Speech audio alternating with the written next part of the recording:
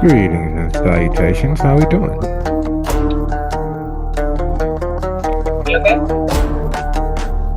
Oh, shit.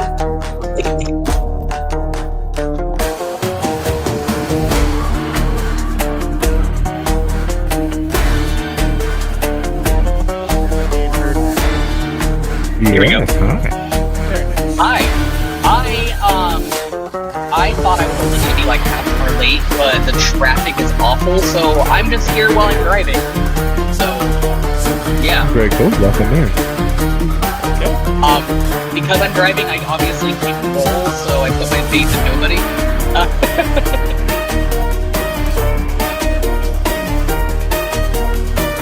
You're in good hands. I hope so. Hopefully the road noise isn't too bad. No, not at all. Oh, good. I actually can't hear any road noise. Yay! The expensive Pixel Buds were worth it. Hello. Greetings, greetings. Oh, who goes there? You did. How we doing overall? Tired. Yes, that I get. It is going to be that time of season for a lot of us coming up shortly. Taxes are nearly done, and now the insanity begins, and all of that good stuff. Yeah, I do not envy anybody on the other side of the line right now.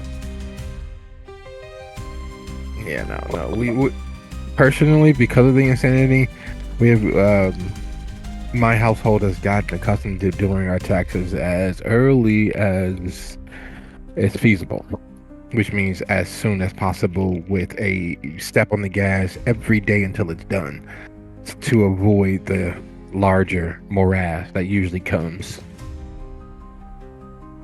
Yes. We typically are there with you this year, however, we did not. Yeah, I haven't done mine yet.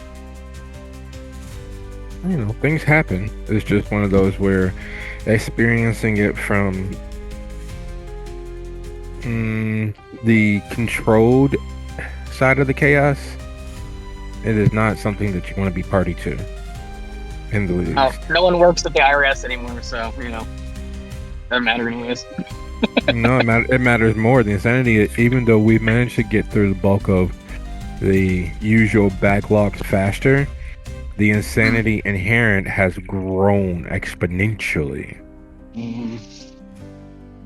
And we're talking about people who are on fixed incomes, but not the fixed incomes that most of us come to expect when hearing that phrase, but they're on fixed incomes, so it is very much a matter of continued existence for them, because it's quality as well as quantity of life. And it is not quite hell. It is not that nice, but it is very close.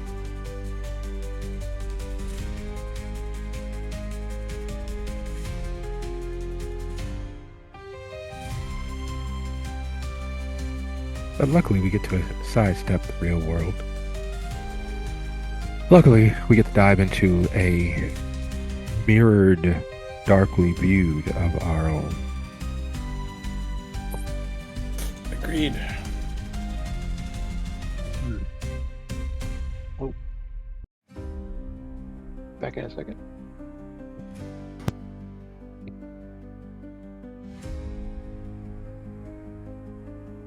I just realized that Lorraine absolutely probably still does taxes. Oh, that's gotta be It's fun. dreadful.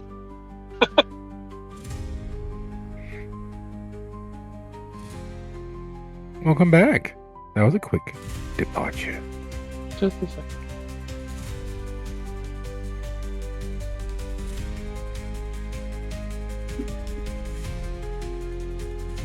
Oh, dang.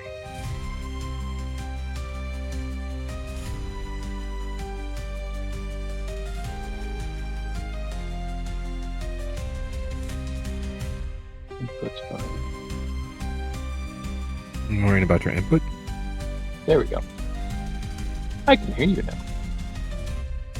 Oh, it's nice being heard. But I am a father, so I'm accustomed to being ignored. Sorry. I think that's part of being a storyteller sometimes too. More times than you think, which is amazing. There was oh, this is still a few years ago, but we were in our second visit to the happenings in Chicago. We weren't actually in Chicago, we were actually in Thornton Township, which is just due south. It's one of the contiguous suburbs. And so this particular player of this particular character was doing a D&D 2.0, you know, where your first character dies and you just erase the name and a hidden brother with the same exact everything. But not quite that simplistically, but for every intended purposes, it was exactly that. They were outside of a Hakata aligned and clearly known church. And I don't know if you guys know about the south suburbs or, you know, much of Chicago, but there's literally a church every other mile. So they're at this church and they've gained the intelligence that this church is one of several aligned churches. They have their own confederacy, basically, of these churches that are all under the same umbrella. So, the logical assumption, if this church is clearly Hakata aligned and owned and operated, the churches a mile in every direction from here, which are part of this confederacy, are clearly affected by or allied with or owned by the Hakata. That's would be the logical consideration. They verified. So this church is part of the confederacy? Yes. This is the head church of that confederacy? Yes. Okay, so we're going to go a mile over and talk to that church instead of this one so that they don't know that we're looking for them. What was that? Well, yeah, we want to get the information on this church, but we don't want to let them know. So we're going to go to talk to that church. You know that church is part of the same confederacy. Yes. So they would have information. You know that this is the head church. Yes. You know this head church is owned and operated by the Hakata. Yes. And you're going to go talk to which one? That one over there.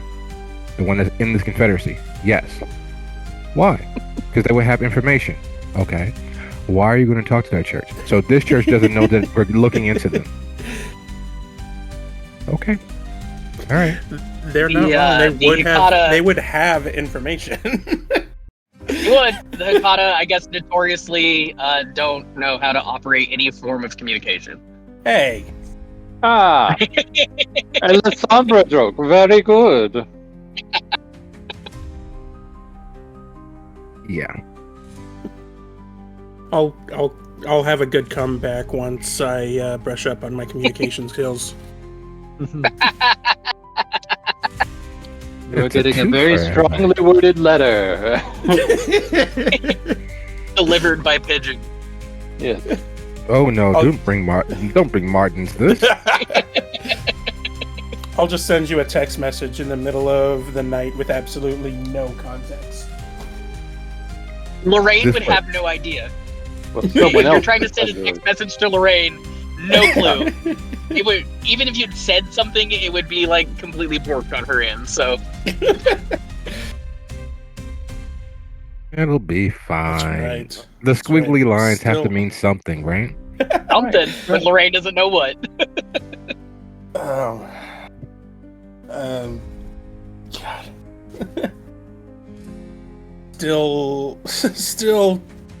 Still figuring out this whole La Sombre thing. It led to quite the moment in Vivid Collusions when I didn't quite understand the intricacies of the La Sombra. Oh. Yeah, Yeah. Anya's playing La Sombra over there. That is correct. And Yeah. I had her riding shotgun in my very modern vehicle as I tried to drive us to this very serious meeting with the former seneschal. So, was like all the technology in your car just borked? Lacey was singing the Flintstones theme song in the back the whole time. I don't know if this is Yeah. See, this I picked your technological impairment is one of the reasons Lorraine has a retainer. Gotcha. Hello, She hello, can handle all hello. that. And Hello. speaking of the devil, hello. We're just we were just recounting the Flintstones vehicle scene from Vivid Collusions, and how you were singing the Flintstones in the back the whole time. Hello. Greetings. Hello. Hi. Glad to see everybody's here. Give me one quick second. I have something happening in my background. Let me see if I can just take a nose in. Are you merging or are you not?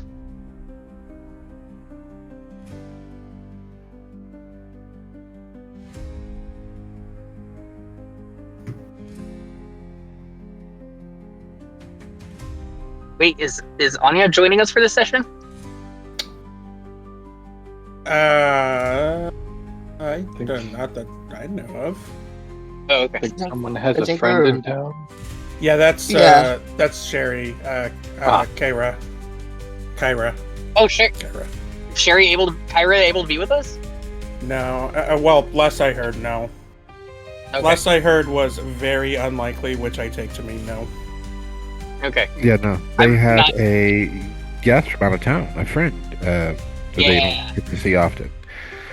Yeah. I thought I heard Anya speak, and I was like, wait a second. But it... Oh. Okay. Sorry, I don't have the list. And I'm not familiar with, like, everyone's voice, but I think I know what was going on. Okay. Was it I don't Ernie? either. That's why I just infer that somebody's missing. Let you guys fill in the details. I don't know anyone's names, but Kyra will be missing Okay. tonight. Yes. Yeah, for the reason that nobody said. Yes, indubitably. And here we are. Back again, first time, once more. While it goes without saying, my many thanks. And this, without a shadow of a doubt, is the second episode, the middle point, the apex of Neon Shadows. Tonight's episode is entitled The Crucible of Neon. Does everyone remember where we last left our coterie? Zem became a little pervert.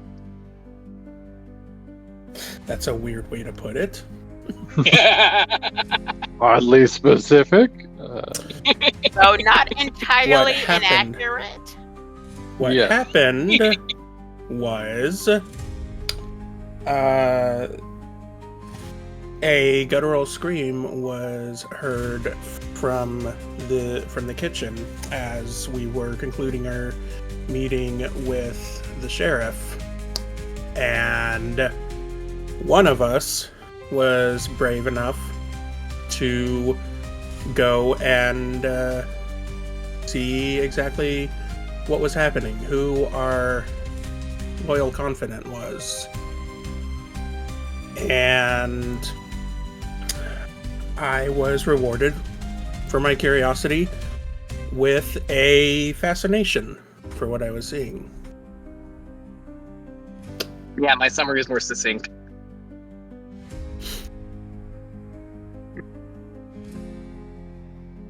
We have also been tasked to attend a very fancy party and look around and make note of who is there.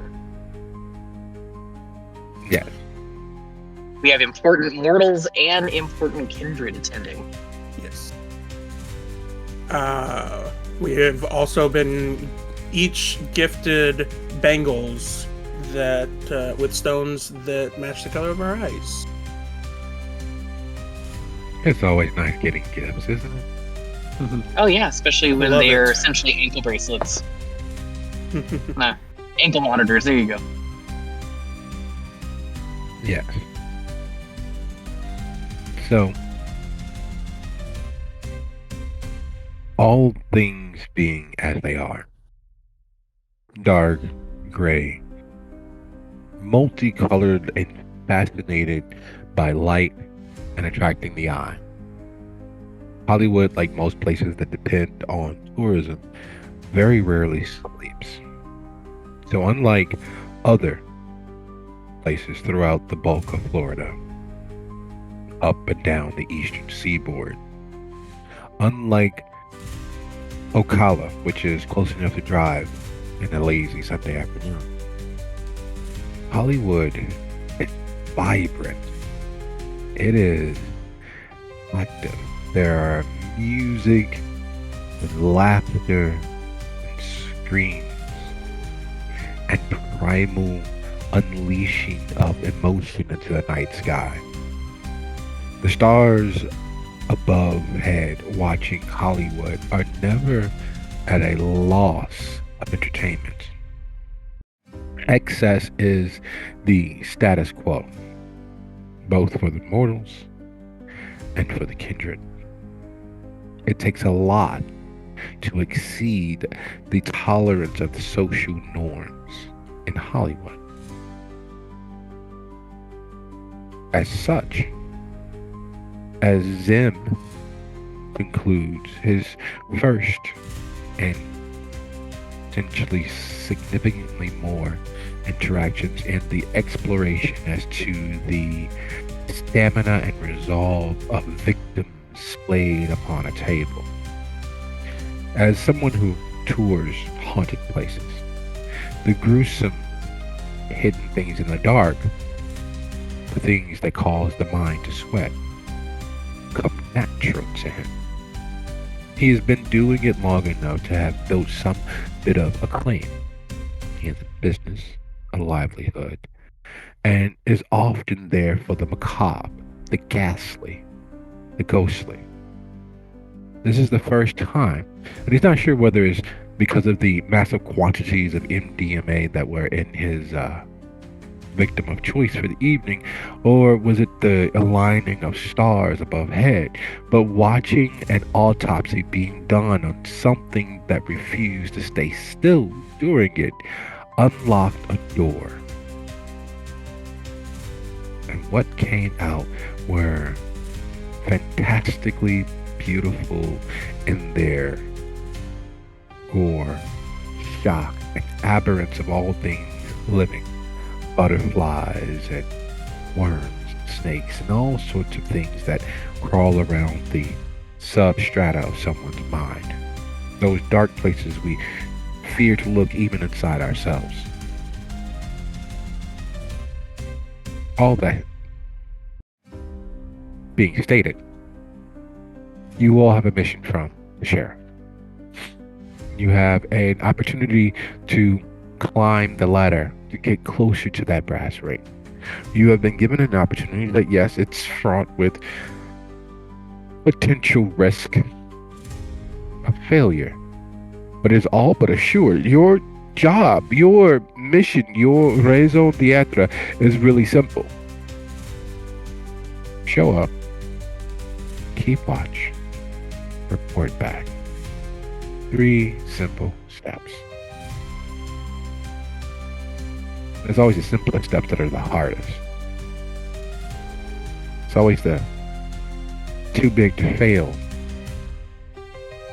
It does. It's always the gargantuan that comes crashing down and destroying all of the effort put into it. All of this to say,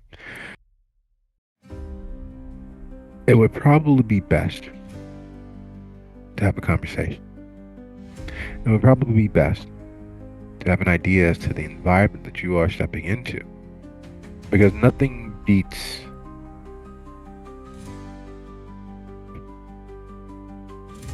only way to actively try is to have a plan. Long way round.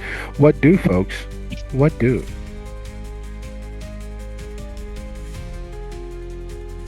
So we know there is a party being held with his name is Vinny as the host, the acting seneschal. That's what word on the street is, but there's no proof that it is in fact involving him. Oh. That is the supposition. That is the 1 + 1 divided by 3 + 4 minus 76 equals Vinny, as far as everyone's concerned. Because much like every other gathering of individuals, entities, beings, humans, and otherwise, it's always the one in charge that's responsible. While the old methodology was the butler did it, and the current zeitgeist is always the person who shouldn't have any reason to do the wrong that is doing the wrong. It's always the husband, it's always the wife, it's always the boyfriend, the girlfriend, the mother, the father. It's always someone who should not cause harm to their supposed loved one that is in fact the greatest opponent of that harm. And as Seneschal, they're supposed to love this thing of yours, this Camarilla, this ivory tower. As the second most elevated kindred in the entirety of Hollywood, Vinny is supposed to be a stalwart defender of the tower, of its ideas, of its ideals. He's supposed to guard its warm, beating heart with everything that is in him, which means a threat to it, such as this gathering, this exclusive party. Well, logic dictates, especially now, that he'd be the one most likely responsible. Especially being as, from what you all understand, the invitations have everyone arriving at his hotel.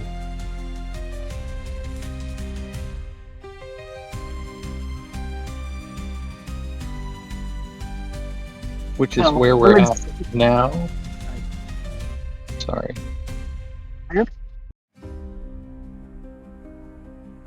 Yeah, go ahead. That His hotel is where we're at now. I know it was like a restaurant, bar. yes, that is not where you. Yeah, no, but you guys are right on the same end of the broad walk. But yes, it's affiliated with his businesses. This consortium of like-minded, greedy Ventru and Ventru Light. You know, the La Sombra. And the party is happening tonight or in 2 days' time? In 2 days. Okay. What I was going to say is I put forward that we should all reconvene at home, and I can play host to all of you, and we can talk about what we're going to do.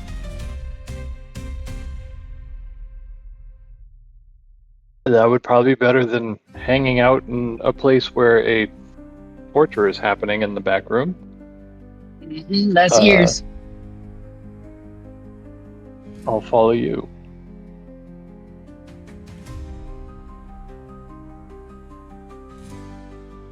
I shall assume the rest of you will follow as well. If you do not, that is not your business. I mean, that is your business. One day I will learn English language.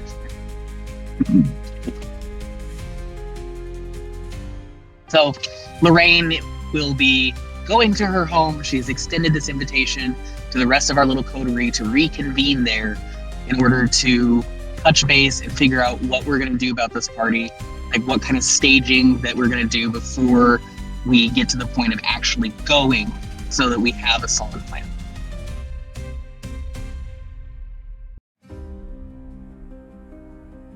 The planning phase. So does everybody know where Lorraine stays? Has everyone agreed with that plan as Zim exits out of the back room, a small doggy bag to take home with him of sundry parts?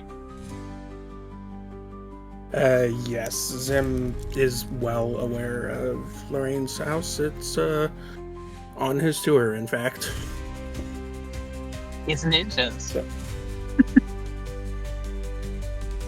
I believe Devon's been there often enough for job-related things. I'm sure she would definitely know Tessie? where. And I imagine the same thing goes for Fortune, also working for Lorraine every once in a while. She would know where Lorraine's house is.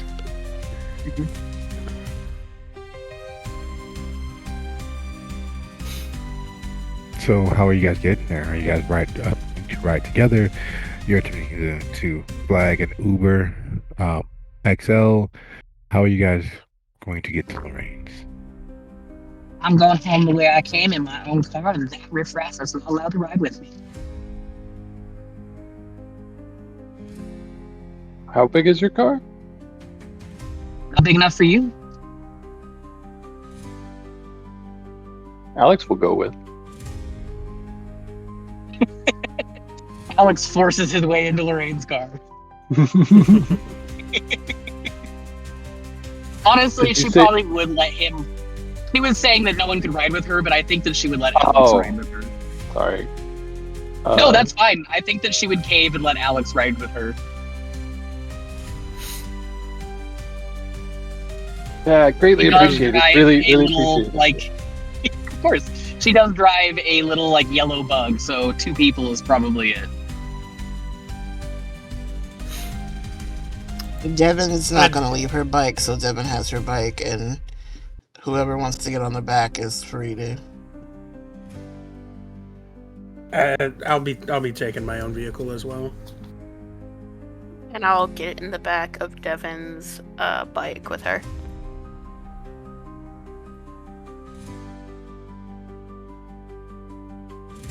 It is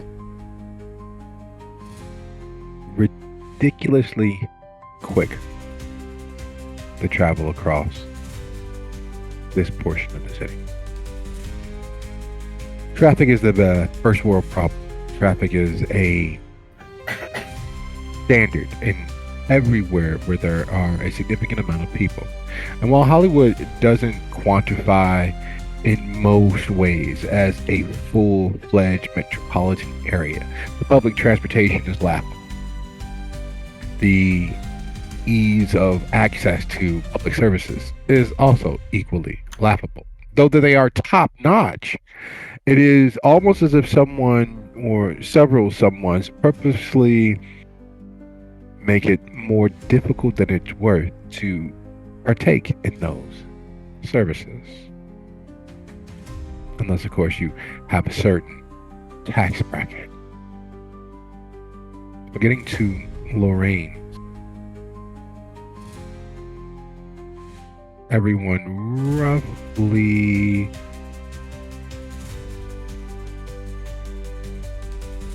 distance all the way over to just about Andover Lakes Estates from where you all are, either taking the broad walk all the way down or cutting over to 95 and getting off there at the 858.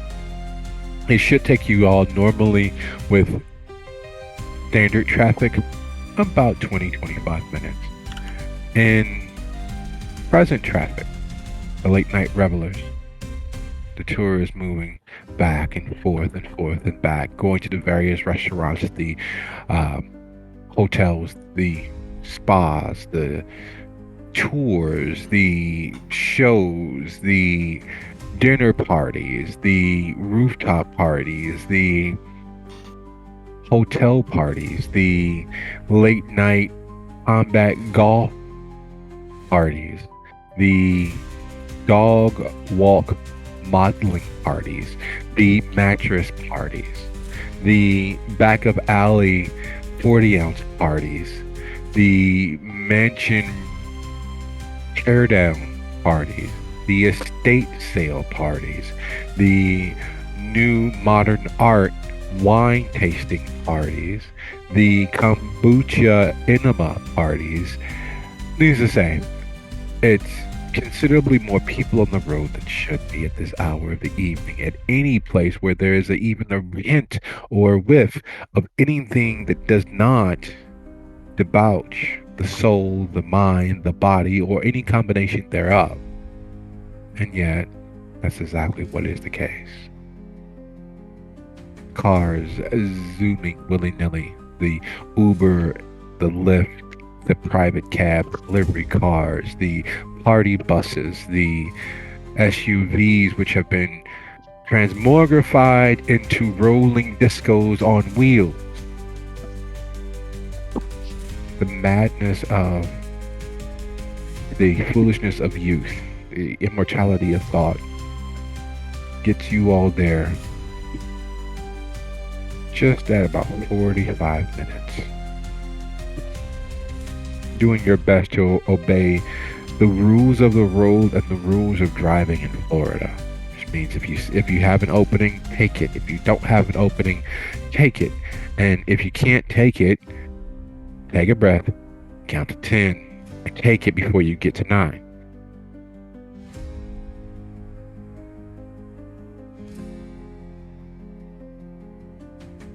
Lorraine, would you be so kind as to describe your humble abode? Of course. So Lorraine lives in a high-end condo. She does own it. It is a very beautiful building from the outside in that kind of like modern architecture way. There's a lot of glass. There's a lot of sharp angles. Once you're inside the building, it's very la vie boheme. Like there's house plants hanging everywhere. There's tapestries. It's a very rich, decadent, comfortable-looking house that is also on the inside a bit dated in feeling. Like it does feel like Lorraine is straight out of the 80s, 90s in terms of her aesthetic, and she's been decorating out with the Pyramid Collection, a high-end version of the Pyramid Collection. It smells very, very strongly of Nag Champa incense. There are like little water fountains in places.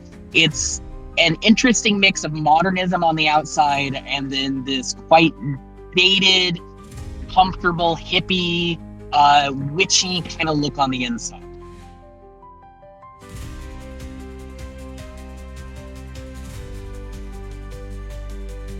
Quite Very aesthetic. much matches how she is as a person. Yep.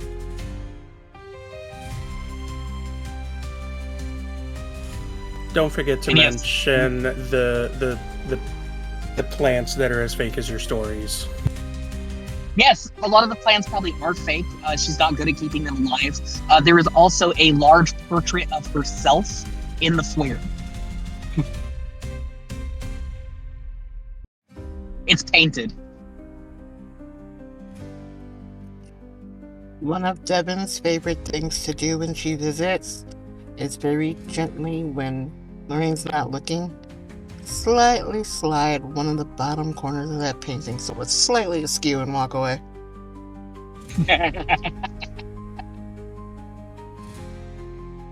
I love that. Zim just smiles every time. Smiles and nods. And, She does Fort- also have copies of all of her books in her foyer. I'm sorry, go ahead, Fortune. Unfortunately, as she's walking past one of, like a little knickknack, she takes it and moves it to another table for no good reason.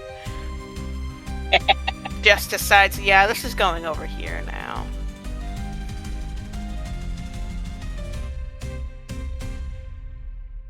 He's not bold enough to do this every single time, but just once. Just one of Lorraine's many volumes has a loving autograph by Zim himself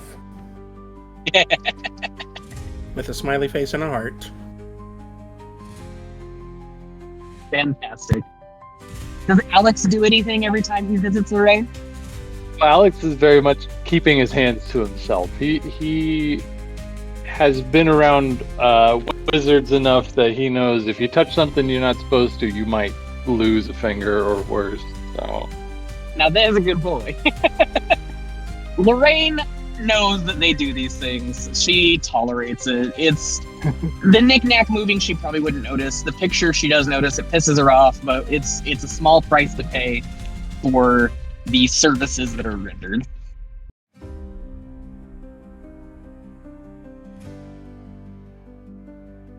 There is a familiarity to the clutter. There is a feel of, even if it's discomforting the first few times of visiting, there is a warmth that exudes from being in a space where you're comfortable enough to be yourself. And that means a lot, because the truth of the matter is, every kindred who has survived that first year, every kindred who survived that first 5, it becomes exponentially harder every year afterwards, at least until you reach the break point. The break point is when you're separated enough from the normal ebb and flow of life that the minor slings and arrows of that separation don't cause things to continue festering. And yet you're close enough to that ebb and flow of life to never be in a sense of starvation. You never begin to miss the stench of youth. You never begin to miss the wild, chaotic insanity of the living. But you're far enough away that you don't get splattered when their night-to-night, day-to-day activities hit the fan of age. When their night-to-night activities don't hit the fan of reason. You manage to be able to watch the show without being splattered by the fecundity of it. Until you hit that break point, it becomes harder and harder every night to find a place where you're comforted and comfortable and able to actually be yourselves. So as you all take in the luxuriant warmth and heat of Lorraine's space, the matters before you are many, and they can all be summed up with, what is it that you all are going to do? You are all effectively hired as James Bond, Jason Bourne, Solid Snake, and Ethan Hunt, except for you can't blow anything up. You can't shoot the guards as they ski behind you down the Alps. You can't drive your car off a bridge and pull the parachute. You have to do all of those special espionage things without drawing undue attention.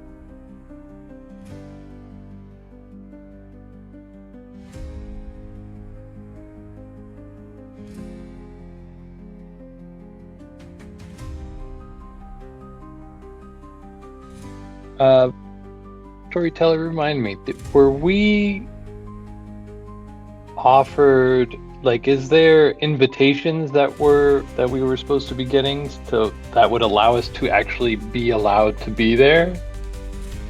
You're just supposed to obtain those for you and get those to you in the next day. But we don't have to worry about getting those. No. Okay. And we'll have an official reason to be there. That's good.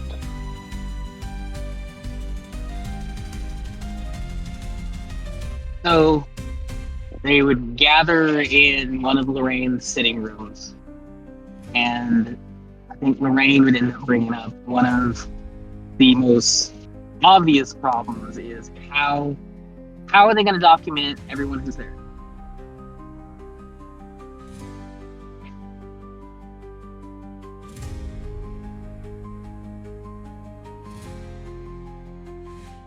don't think they asked for actual photography or photographs or names or anything like that. I think they just want to make sure we know who is supposed to be in Hollywood and who isn't. And Well, wouldn't that necessitate knowing everyone's name? Do you know everyone's name that you've ever looked at? oh, absolutely not. I barely know your guys's. So how are we going to document who's there, who's supposed to be there, who's not supposed to be there? The thing is, Because you're absolutely right. We can't be in there taking pictures. no, we can't. But if we depend completely on the Scourge, we'd be in their debt, heading into the profit of our success. They'd be able to take credit for it. So the thing is, we still are going to have to take notes as to who's there, or descriptions or something. We need something tangible to prove that we were the ones that did the thing that we were supposed to be doing. Mhm. Have you ever seen anyone taking notes at a party?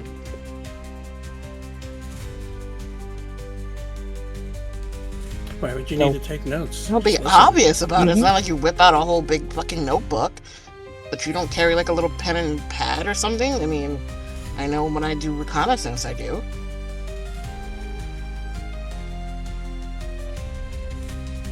Alex is thinking about the giant notebook that he has in his bag for just such note taking.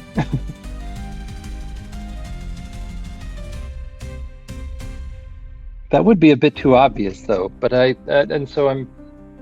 is a good question. How do we track who's there?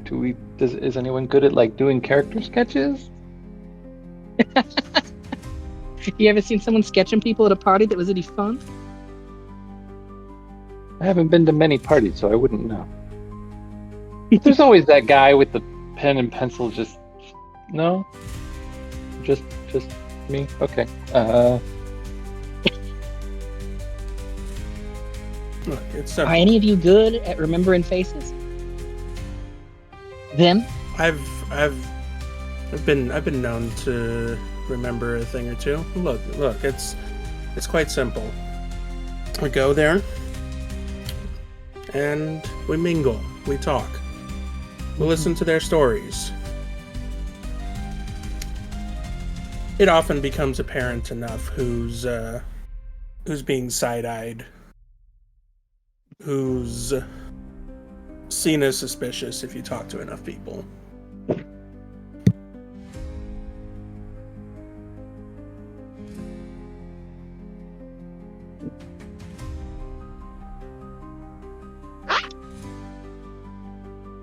I may disconnect in a moment because I'm going to hit the elevators in a second. Okay, sounds like But that's well. I'll be back in like 5, 10. Good deal.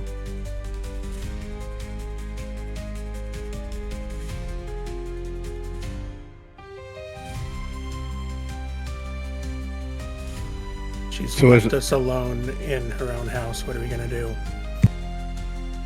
Now Alex will mess with stuff. No.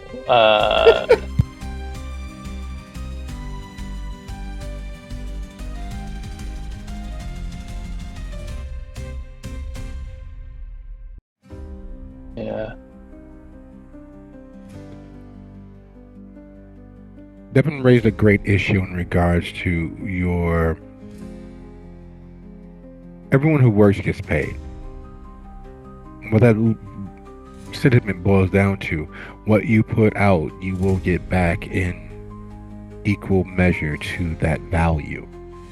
If the value of your success is dependent upon everything from the sheriff and the scourge, what you're hired to do seems less valuable. You'll have less capital to negotiate your return on investment. Are there any thoughts in regards to minimizing the startup capital for this venture, the investment from the scourge and the sheriff?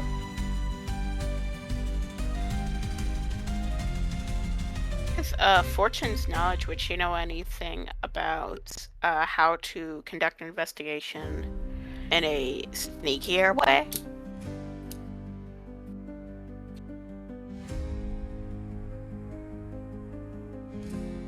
Well, not for nothing, but reaching out to other resources, contacts, allies, who may have an ear to the ground for such an exclusive gathering would probably be the easiest way moving forward.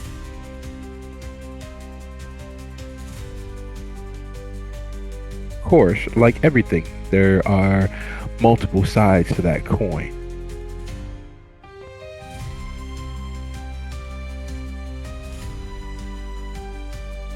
Alex is trying to think. He doesn't think the cold case police detective he knows would be in the know on a really big ritzy party.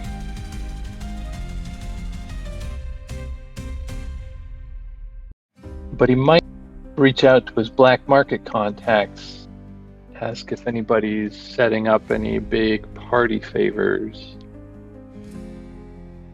to try and use that as a way in, so then he doesn't have to rely on an invitation that might be from a dubious source.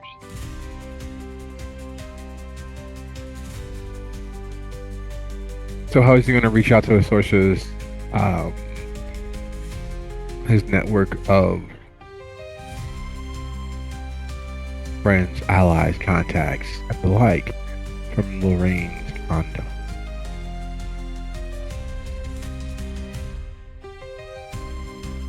He has a number that he can use just to set up a meeting location, I would think, because he wouldn't want to actually discuss details over the phone, right? That would be potential masquerade breach. Well, potential isn't actual. It's who's going to find out. Is your coterie going to rat you out? Are they going to share that information with anyone? Well, someone might pick up on it. He's not sure who's listening in, so in face to face is better. So he's just gonna reach out to his black market contacts and just ask for a meetup some point either tonight or the next night. Okay, so as he reaches out to his contacts, while Alex is on the phone, what are the other of you all discussing or not discussing, as the case may be? Because right now everyone's, arms crossed, slightly posing in their own space here together, and there are still the fact that you all have this large thing on the part of your reputations. It could build your status. It could elevate you from, while you're not in the basement, you are definitely not on the upper floors of the tower. You're not on the upper floors of the status for Hollywood. You are, in fact, near the bottom of the totem pole.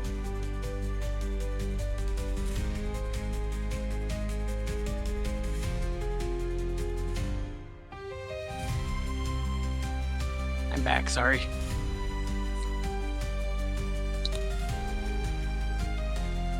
Welcome back. What did I miss?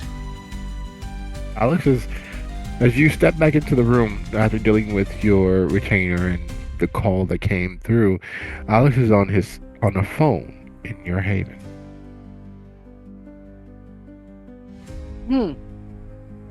He would say he would explain what he's doing. I might know some people who could at least tell us what's going on with the party and might even be able to give us some information on how to get into the party. If they're using the same black market contacts that he has to set up refreshments and things.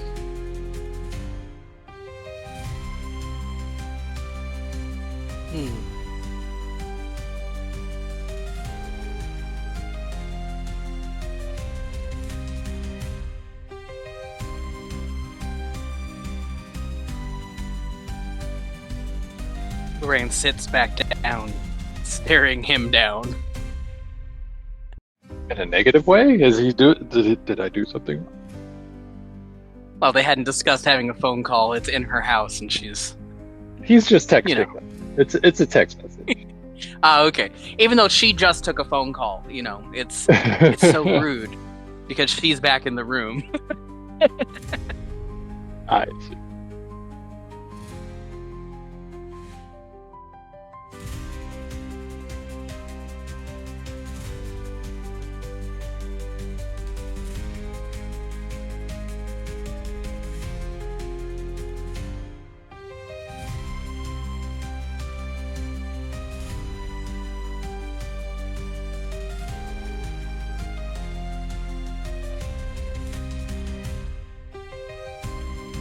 I forgot to ask, Alex, are you still driving? Alex? Me? Yes. He should be at the place. Oh no, I mean in real life. I'm sorry. Oh no. I'm back home.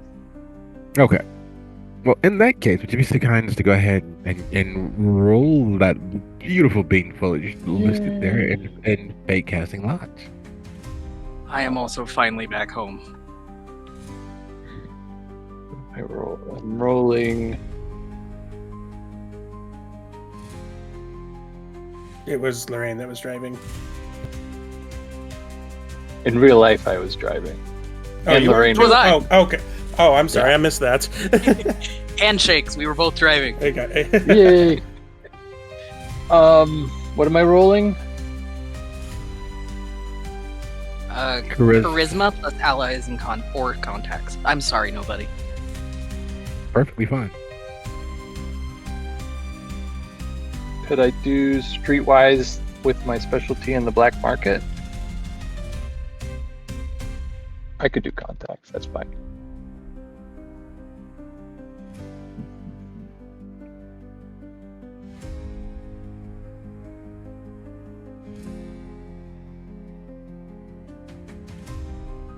Fine.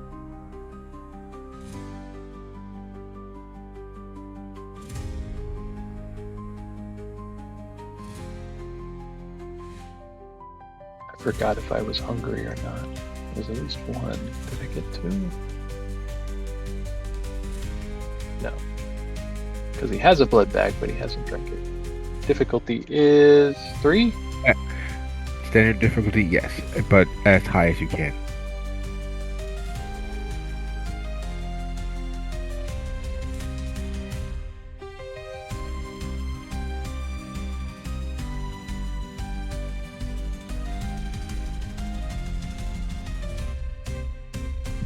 As Alex is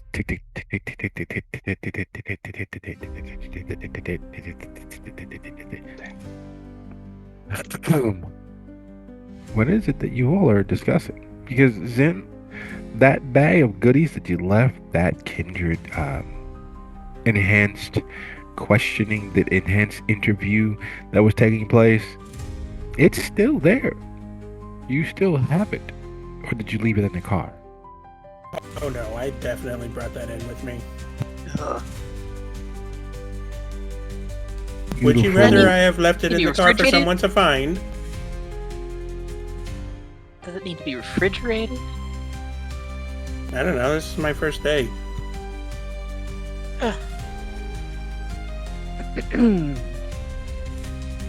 It might be nice, I mean...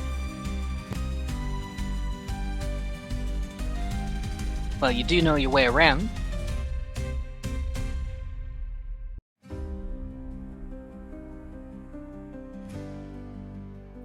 Okay, so the bag of goodies is in the fridge now. I'll just leave that there, and I'll pick it up later. Have you even looked at it? It's okay, I can smell it. You can, because even through the plastic, that beautiful, rich, vibrant, melony, iron-rich unctuousness permeates. Vitae, even as it is the enhanced, as it is the more fortified version of blood. Doesn't smell as delicious as blood. It doesn't call to that thing in your chest, that darker self that you carry with you as easily. Anyone and each of you who's had the opportunity of actually sampling Vitae, preferably straight from the vine, knows that there is nothing quite like it. It fortifies and fills. It's the perfect bit of coolness on the hottest day of the year. It's like shaved ice sitting on the tongue and melting away a little bit of the heat moment by moment, second by second. It's that perfect drink of water after a long marathon of being out in the sun. It is that massage that comes right when the muscles themselves begin to cry out in pain and fold in on themselves. The one that gets rid of the knots without the pain. That's Kindred Vitae, but it doesn't cause the toe-curling, mind-numbing pleasure of feeding on the living. Yes, you've all smelled it. You all smell it. Them. That kindred that provided those goodies. And from the fact that it is still squelchy and liquid and not sticky and tacky and drying, lets you all who've survived long enough in this world to know that they were either kept undead or that they had not been dead long enough for them to be much more than human.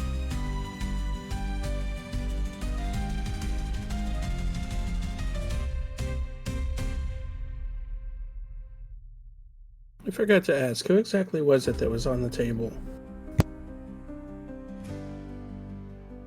Lies the dilemma. You didn't get a name. You know their face, or what's left of it. That you won't ever forget.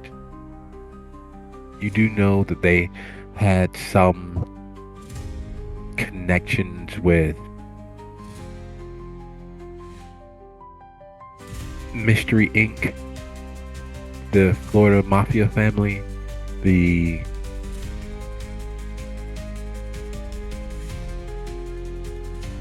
various cartels that have used them to move throughout the city, moving from Miami to Fort Lauderdale and elsewhere across the nation. Mystery Inc. is a code name, a street name for an organization of middle managers that get things done. Not quite full concierge service, but close enough to count.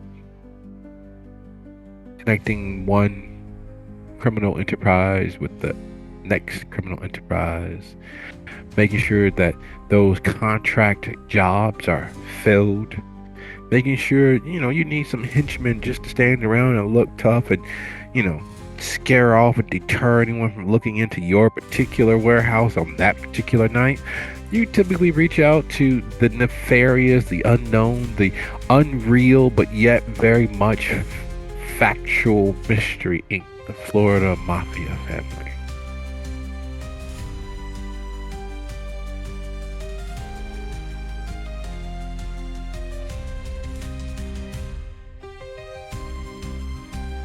Well, I don't use the fridge anyways.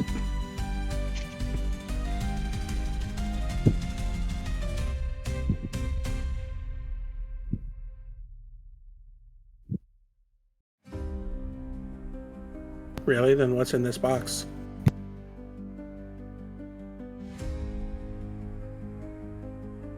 It's a carnation. Live here, dude. I wouldn't know. The box he pulls out is a carnation. It's one of the signs of station for the keepers of Hollywood. When they have meetings, the sort of meetings that are restricted to only members of the keepers, those carnations are proof positive that you belong.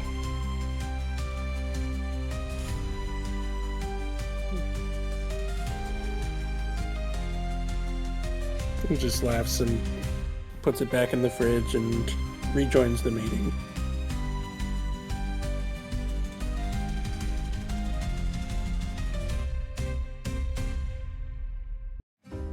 Fortune, Devin, as Alex all but fist pumps the air and exclaims, "Yat!"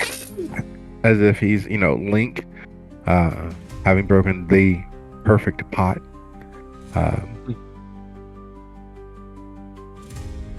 Is there anything you all are adding, detracting, or changing about the conversation? Because does Zim share who or the group that his interrogee was associated with the crowd, with the group? Of course, Zim is all about sharing information. So, yeah, I apologize, everyone. I was not fully on the top of my game tonight. But I can tell you, we are we might be walking in with some fairly shall we say,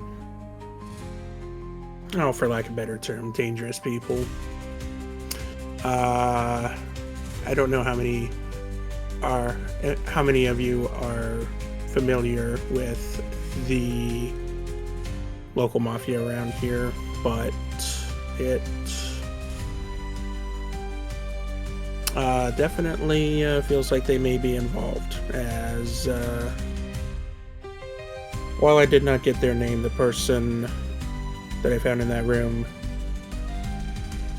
is certainly connected with them.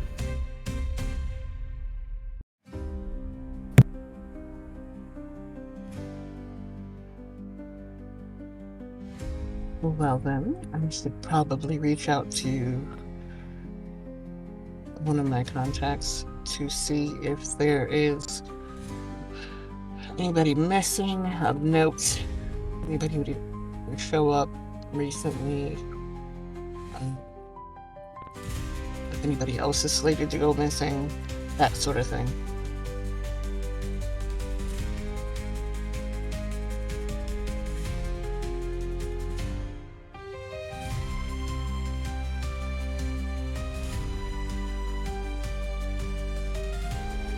Does Lorraine have a landline? Yes. Alright, Lorraine doesn't have a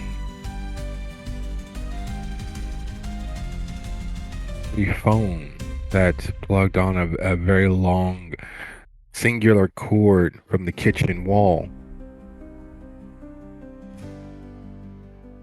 Technology hates Lorraine, but she does have a retainer, and then her ghost hunting crew does come through the house a lot, so any of that stuff they'd be able to use. So yeah, there'd be a phone.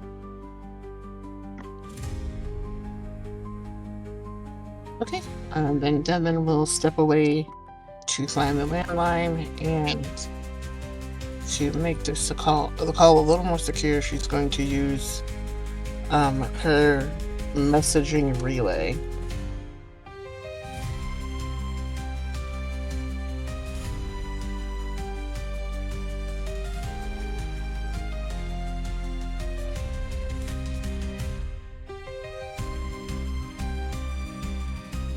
Fortune starts texting any contact she has to get more information about who may be there based on the knowledge that the mafia might be involved.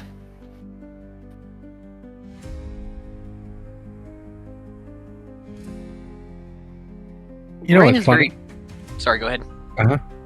No. Lorraine, what are you saying? Lorraine is very concerned about the involvement of the mafia, but it's not something that is really in her experience, her purview, her day-to-day life. So she is more concerned and kind of tittering a little bit about whether or not everyone has something to wear.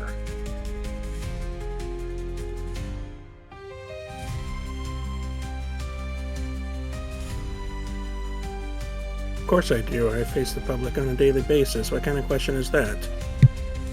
Not just clothes, honey. Something nice.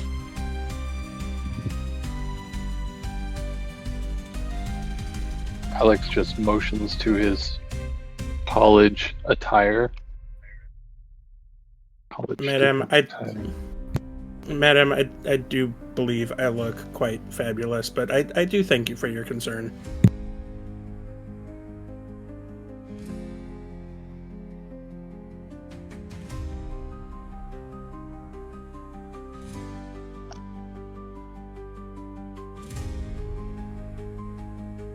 I will just say, I'm willing to provide some funds if anyone wants to go to the party and not look like a little preacher.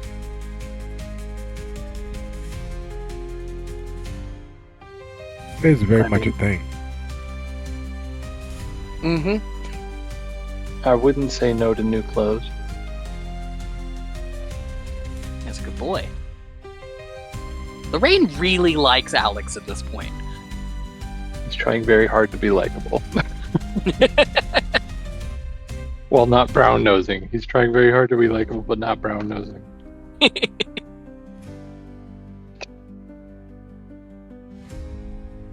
But because I mean- appearances are a thing in these kind of social gatherings, that's where Lorraine's mind is.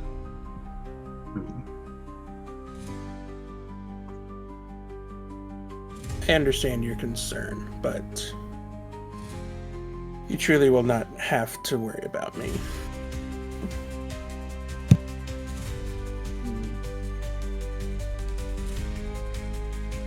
However, I'd happily take your funds.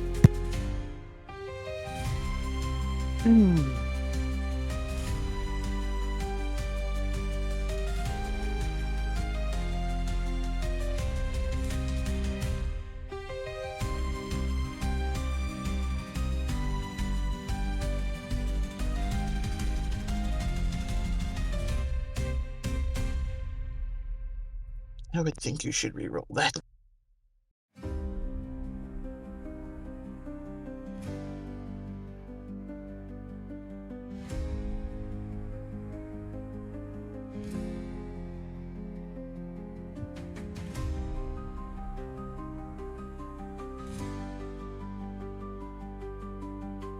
Final roll. Wait, there's no roll. There is no roll. It is absolutely. How do I mark my willpower as spent? Did you by chance get? Oh, you did.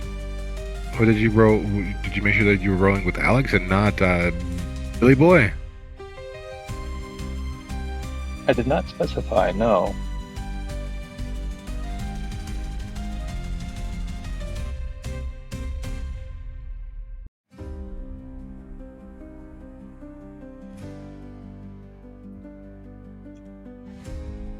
I just put in 5 dice because I didn't put in how much my contacts were worth. So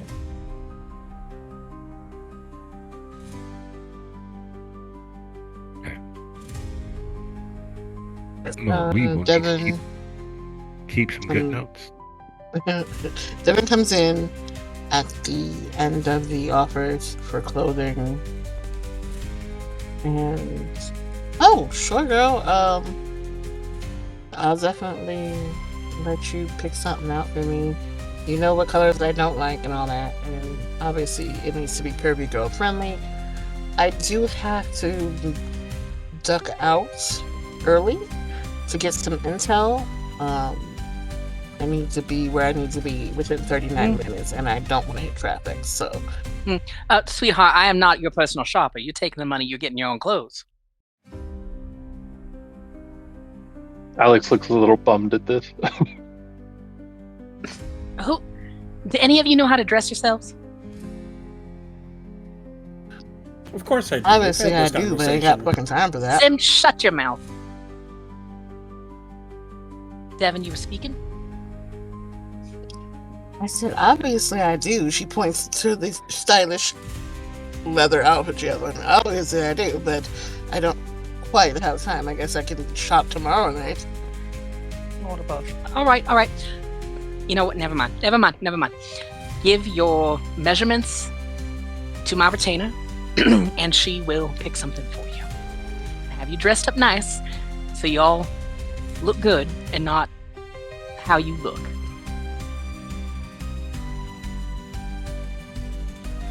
Then we'll make sure to get something from the mortuary for you. Where do you think I do my shopping?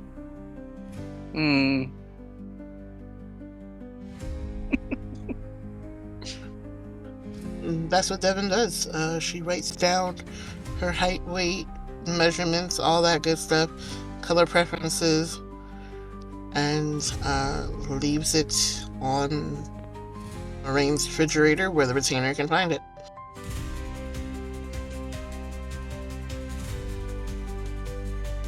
Alex does the same, and then says, I also should probably get going to avoid all this traffic. I gotta go meet my contact.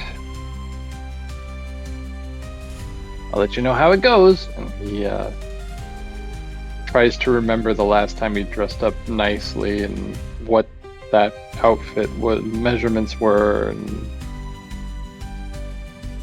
writes them down and heads out. Lorraine does not trust these people to look nice. I'm sorry you feel that way.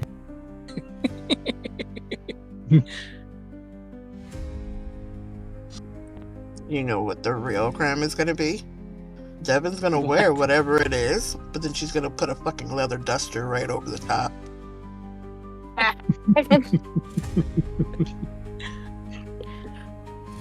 Honestly, I could see Fortune doing something very similar of just wearing like the nicest dress, like nicest fancy dress, and just popping a studded leather jacket over top of it. One of those really obnoxious ones from the 80s too. All studs.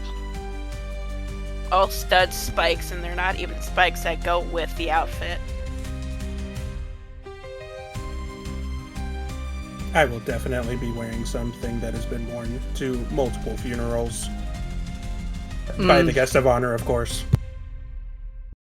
So as everyone is kind of starting to say that they are getting ready to leave, Lorraine starts to get fidgety again, and she speaks up. Now wait a moment. We actually haven't planned a damn thing. I'm getting you clothes. I'm giving you money for that if you need something else, but we haven't actually planned anything. I'm losing the accent. That's okay. No, it's a sign of frustration. She's absolutely frustrated. And that also might be an indication that being Southern is something else that's completely fake about her. You said it, not me. I was on my way, but you beat me to it. So she's getting very animated, realizing that, you know, everyone is trying to kind of scoot out and do their own thing because they really haven't actually planned anything. Like, yes, we've talked to our contacts, but what are we going to do once we talk to those contacts? Like, we didn't resolve, like, how are we going to remember who everyone was?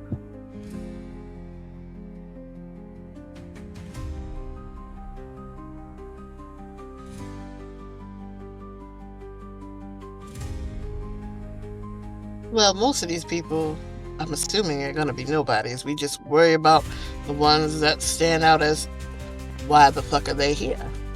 I guess. I don't think it's a very good assumption that they're nobodies, because we were told that the who's who and the what's what of Kindred and mortal society would be there. Oh, speaking of contacts, Stefan, you and our common friends, Velma, might have a lead for us. There's a goblin market that's going to have the information we need, supposedly.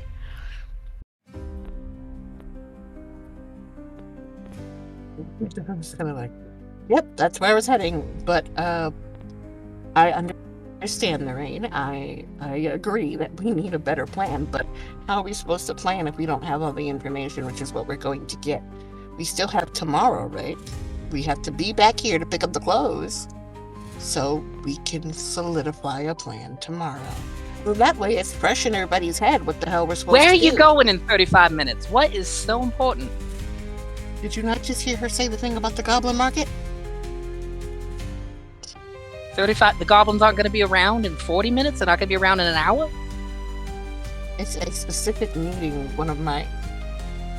I'm not supposed to be telling you much of any of this, but the contact I need to meet is at the Goblin Market, and they're going to need me there within the specific amount of time to get the intel, but I have to help them to get the intel.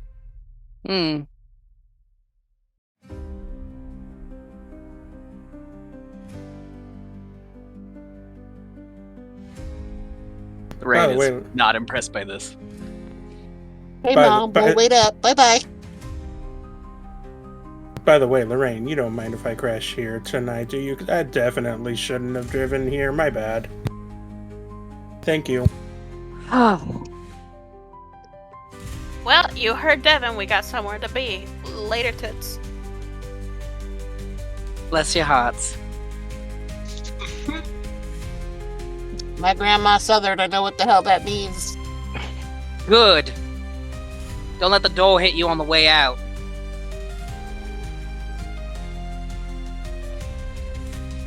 So,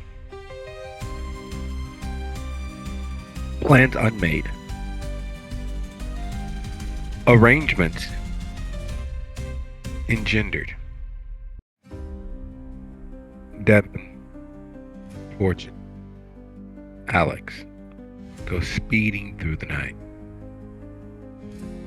having left at differing times, moments between, making absolutely no difference nor distinction in where they find themselves arriving, though on separate ends of the building and through separate contacts. Those with a criminally focused and facing group of connections realize that a goblin market is very much some true crime dramas, podcasters, penultimate fantasy. Being this close to danger in an organized manner. It's akin to, for them, would it be akin to walking through a open air zoo, close enough to see the color of the lion's eyes, but far enough away that you're sure that if they made a move towards you, you could just roll the window up and lock the door. Safe. Or as safe as one can be, being face to face with a murder machine. For those in the actual criminal underworld, Goblin Market is a place where various differing criminal enterprises, both large and small, mingle. It is effectively an open air market, a bazaar. You can hire people, you can buy people, you can sell people, you can purchase firearms and blades and poisons and low-level explosives and fireworks, and they have a lovely purveyor of cotton candy, which is, of course, honest to goodness cotton candy. They have some really wonderful flavors as coconut and pineapple and mango and watermelon and something that's akin to the most chemically saccharine sweet strawberry that you've ever tasted. And they also have a lovely icing machine that comes in flavors of Dr. Pepper and Coke and grape, and it's a lovely experience if, you know, that's your bag of tea. However, the head of the Florida Mafia family, the nebulous boss, the mastermind of masterminds, Velma, arranges these things fairly often, roughly once every 30 days at various places across the city. Everyone assumes that the Florida Mafia family, as per most TV shows, movies, books, popular media, is anyone and everyone save her. She's a cherubic, bright-eyed, beautiful smile, black woman. She defies the stereotypical image of a boss, a don, the head of any criminal organization that quantifies itself as a mafia. There are no pinstripes, no stogies, no hands wrinkled from years of physical labor placing fist to face and other extremities. There's no stereotypical central casting out the Italian accent. There's none of the usual machismo. In fact, the biases inherent when hearing the Florida Mafia family shortening it to just the Mafia or the gang or whatever else denigrates the idea that the organized criminal enterprise led by anyone who was not Italian, Irish, Scottish, Belarusian could be anything more than a gang, connotatively, is one of the many shields she hides behind. She allows the inherent biases to act as a shield. She also believes in overwhelming force. It's the reason for hiring persons such as Devin and Fortune, members who are easily able to slip past notice, to not be considered the most violent things in presence. Subtlety, secrecy, and competency being the pillars upon which they are found. And Alex, friends of a friend of a friend of a friend, being places that you definitely should not, definitely embracing the unknowing, clear-eyed college ethos, bravely going into places where even angels fear to tread, because you know a guy who knows a guy who knows a girl who went with a guy who dated the sister of the girl who is the link up, your plug, your connect, and you are in their company as they are there to buy mass quantities of party favors. While across town at Lorraine's condo, several things become apparent. Lorraine there's no way that the doggy bag that Zim brought should have been as liquid as it was. Even not being actually as skilled in dealing with the powers of the dead as your image portrays. You have competent and capable allies and sources in that field. That visceral matter from a kindred remaining as it was is some mid to high level thaumaturgy at work. Because even a freshly dead corpse, a freshly embraced kindred, it would have started to desiccate, to break down, to get tacky and sticky, and it wouldn't be soluble as it still is. But that is the consideration for moving forward. It is 34 after the hour. Let's take a quick 10, and then we'll be back with bells on. Alright. All right. So everybody back? Yes. Yes. I think so. Devin? Oh, I guess Devin's not back yet. Oh, sorry. I spoke. Nope, I'm Oh, back. This Nope. stupid thing wouldn't unmute. There they are. Yay! All right, so because things move fast, and by fast doesn't mean that you all don't notice everything. You do. Kindred, much like the human beings that they once were, your eyes see everything.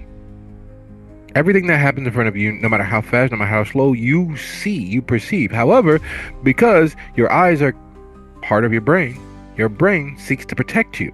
So it will blur things, it will fog things, it will misremember things, it will purposely forget things to keep you safe. So that you don't have so much information bombarding it, causing you to shut down or to glitch out or to, operate like Windows 10.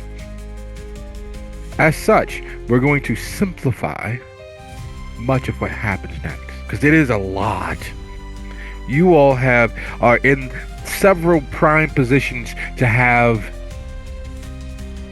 a veritable cornucopia of plethoras of information. As such, Fortune being a frontline troop, you're the kindred that gets your hands dirty. And by dirty, we mean sticky and tacky with the blood, viscera, and various other matters of your opponents. Would you be so kind as to go ahead and roll your strength plus brawl? And while that roll is happening, Devin, as you are the middle manager, the get things done, know where to point people, get people looking in the right direction to stop things from getting too far out of hand without you getting paid for it, would you be so kind as to roll your wits plus streetwise? Elias, your bent is largely towards the academic understanding, the putting things together and having a clue as to what it is that is happening around you. Would you be so kind as to go ahead and roll your intelligence? That was me, Zim, right? No. I'm sorry. I said Elias. I'm sorry. Alex, would you be so kind as to go ahead and roll your intelligence plus occult? While back at Casa de Caputo, Zim, Lorraine, would you both be so kind as to go ahead and roll your either intelligence plus occult or wits plus occult? High as we can. Yes. I need to look at my sheet because I'm not sure which one is higher.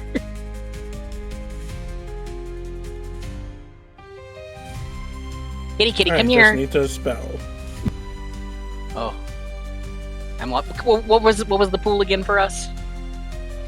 Either wits or intelligence plus occult. okay.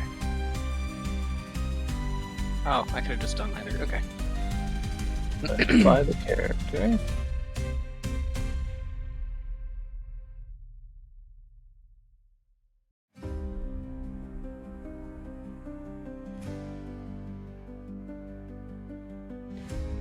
I do have a specialty with the occult with New Age. Does that factor in here or not? No, it wouldn't. We're looking at arts. Yeah. Oh, Same shit. with grave rituals, I presume. Much better. I did not roll anything.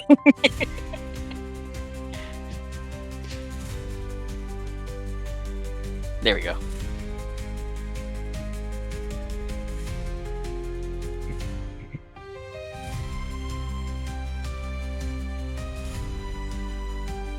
What are we doing the 3 difficulty? Yeah. Okay, thank you.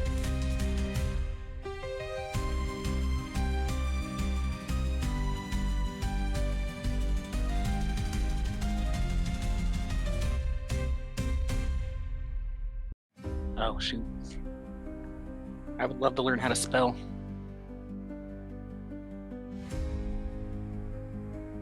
Isn't it just no?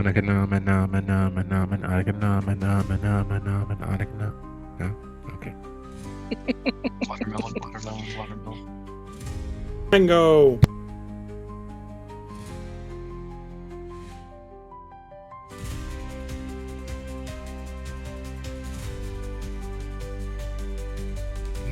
I like a namen. So, with the average success of your coterie in their disparate places being as high as it is, as is always the case when feces meets fan blades, everything happens at once. Starting with Casa Uto. The reason why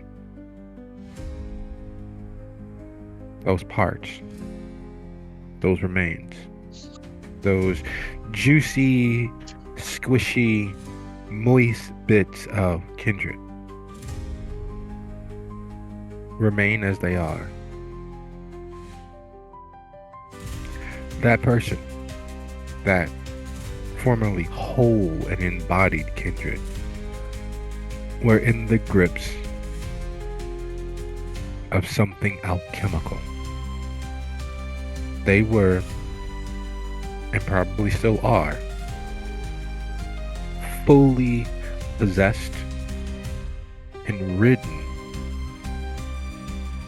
by something else, something they'd imbibed, whether that was Kindred Vitae, whether that was the sundry tossed off effects of the Regent and the Scourge, though Zim was there and know that they didn't do anything that was secret or mystical or magical in front of him. Of course, he was only there for the last questioning bits and pieces. And there is a circulation of Vitae and Vitae products that are linked, connected to, and part of some other kindred. He goes on, or Zim could relate, they went on about how the drug, the kindred vitae that everyone is imbibing, is being mixed into various things, such as actual fucking gin. I have not had gin, or they had not had gin in over 2 decades, and they were able to actually make a gin and tonic and drink it and taste it. All of those lovely herbal essences packed with the alcoholic kick, effective enough to have a kindred drunk off their ass.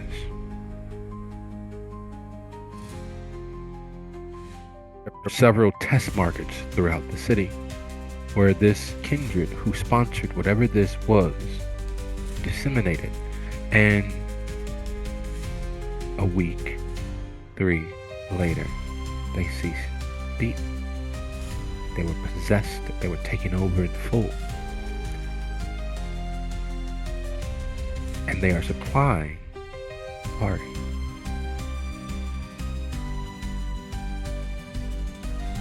And across town, at the Goblin Market, it starts as it always does, a disagreement over price. Which is not really a disagreement over price, but is an act of disrespect. And we all know that once you've been disrespected, there is no coming back from that, especially if it is not met boots on the ground, haggling over price in the most disrespectful of manners, leading to someone having to put forth what they will and will not accept in regards to that exchange of disrespect. Devin sees it brewing and moves to get Velma out of the way, because even though she arranges these things, she is very seldomly here. There's something big happening here at this Goblin Market. So getting Velma secured and out of the way in time before it blows up, as fortune does what fortune does. Favors the bold, the direct action, the hands-on approach, the boots on the ground and through your enemy's chest approach. Blood flies, bullet flies. Things die or get very close to it, as fortune does what fortune does best. And at the exact same time, just as Alex and his friends and his associates are He's helping them by playing lookout and listening to their conversations and getting bits and pieces and putting it together that right now in Hollywood, while there's no official epidemic declared, there is and has been a ratcheting up of those dying from overdose. The sort of ratcheting and increase in overdose deaths that come from someone manipulating the drug market, purposefully tainting certain supplies, purposefully creating a deficit to fill with their product. And just as his friends are purchasing this, that, and the other, some shrooms, some sticks, some pills, some scissor, and various other party favors, he realizes that the scent that these incenses are masking is not the scent of just pharmacological party favors. It's masking the scent of Kindred Vitae in each of those products. That rich, iron-laden, melony-sweet goodness.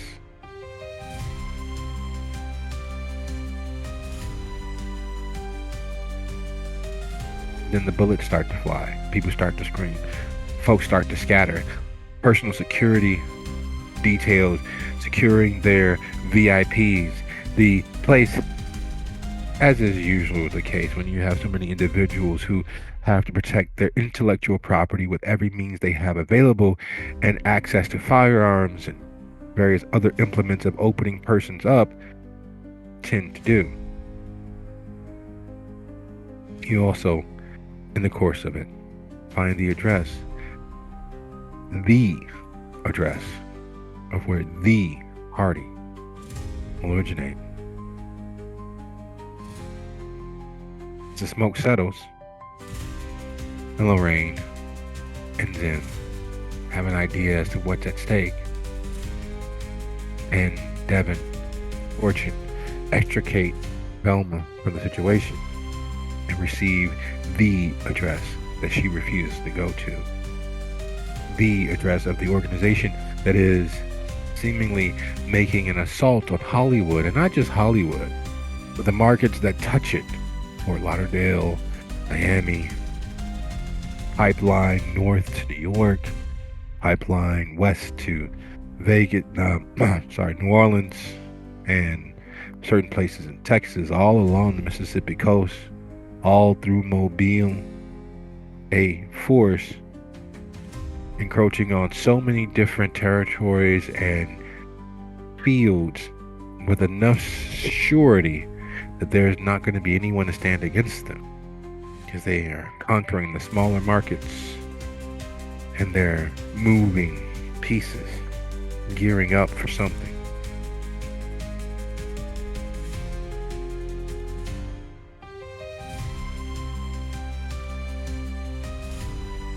But while it goes without saying, we will yet again information gathered, successes under the belt, wild times to relay information to, from, and about. What do, folks? What do? When the bullets start flying, as Alex is realizing that there is Kindred Vitae in the drugs that his contacts are buying, as soon as the bullets start flying and he sees an opportunity, he's going to try and grab, like, if there's a bag of pills or something, he wants the biggest concentration. He wants to get the biggest concentration of Kindred Vitae that he can grab. But okay, trying to do so secretly? Would he have tried to do so surreptitiously, or would he just grab he's hoping that the like, as soon as bullets are flying, he's hoping that it'll cause enough of a distraction that everybody's running in different directions. He's not going to, like, grab something and be like, fuck you, and, like, run off as they're looking at him, but so he's gonna try and do it stealthily, which isn't his best, but yeah, he's gonna try and, like, sorry. No, you're perfect. that being the case, to be so kind to go ahead and roll your dexterity and larceny, DC 4. And while that's happening, Devin, Fortune, Lorraine, and Zim, what do, folks? What do?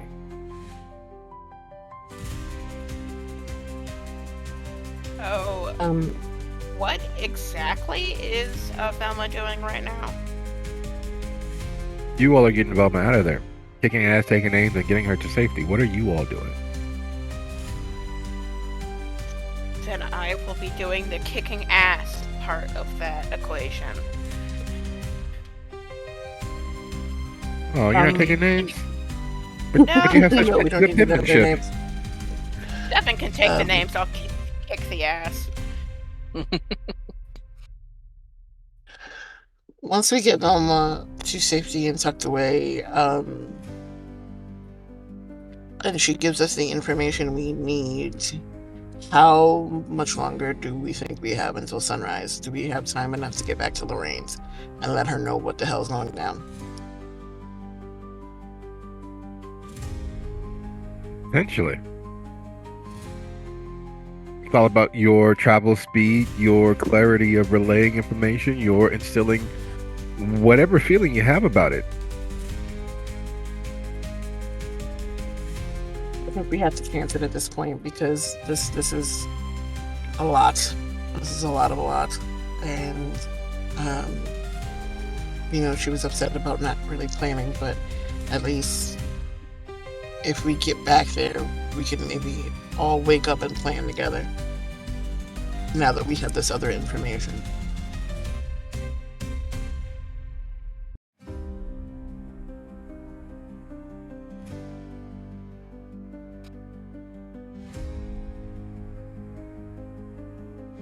So you're gonna race the night? Yep. That Alice is Ducati. going to try and go with them. Okay.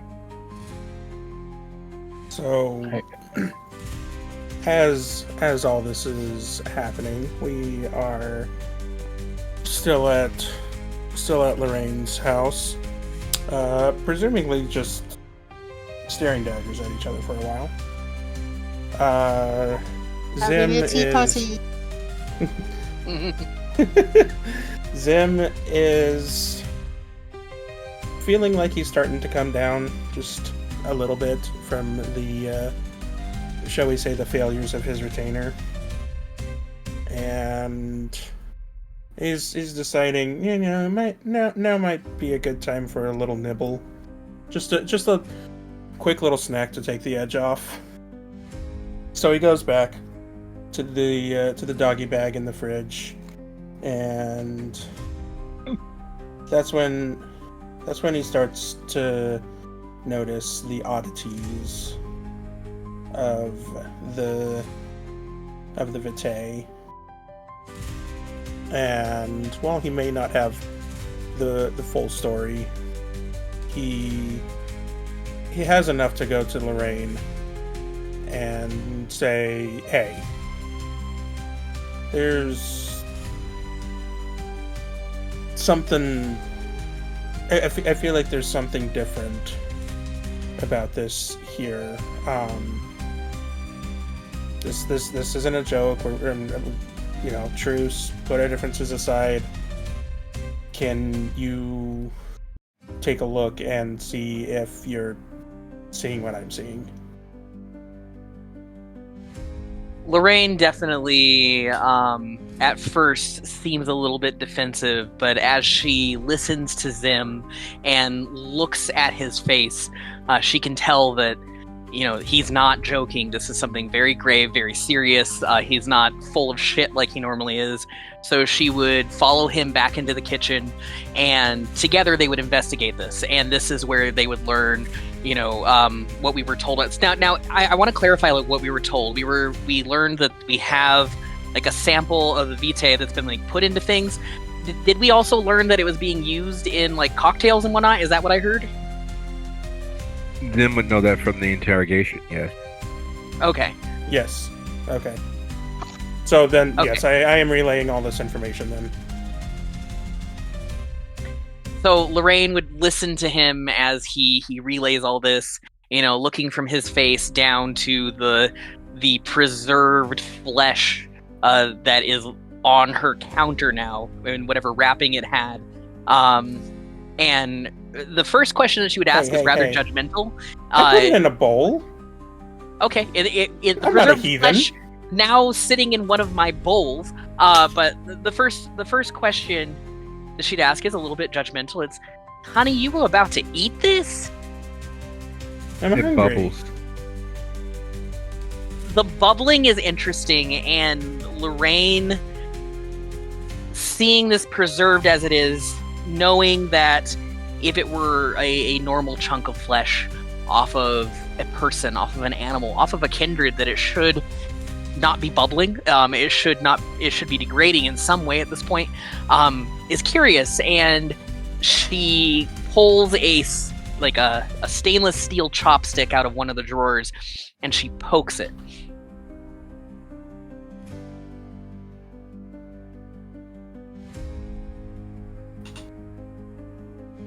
So as you poke it, and you all instinctually, against your better judgment, slightly lean in to get a better view of the slowly bloop, bloop, bloop in the bowl.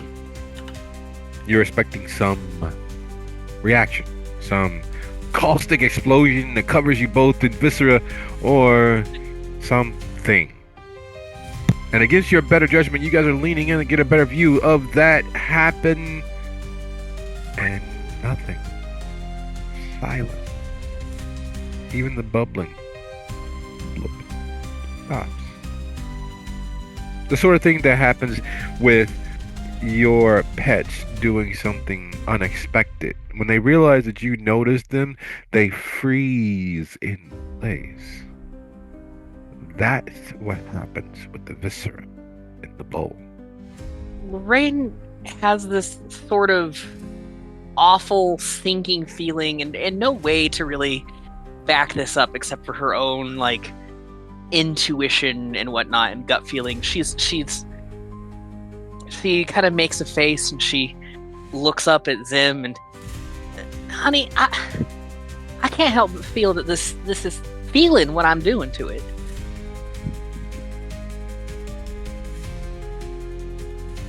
Poke. Zim's at a loss for words. Just completely fascinated. And you were gonna Just like eat this?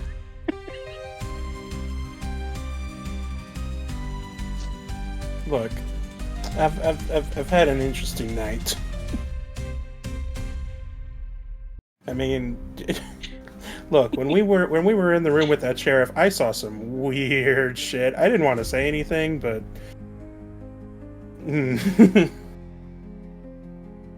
Another pause from Lorraine, and then, why don't you pull up a chair and you tell me what you saw?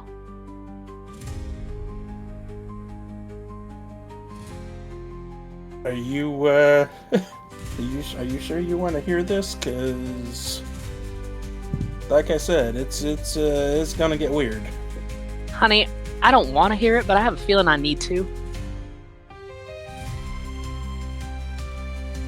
So we sit down and I explain about the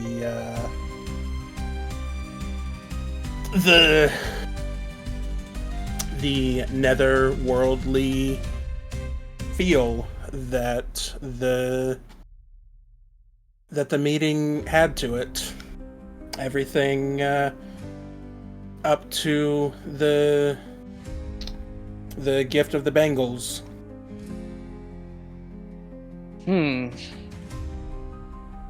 She's gonna sit with this for a minute. She feels really ill at ease about this thing that Zim has brought back and everything that it means, because if there is a way to preserve kindred flesh in this way, and the vitae, this thing was just given to Zim as a kind of gift, it feels like a breadcrumb that was given to them, like they're intentionally supposed to be looking at this.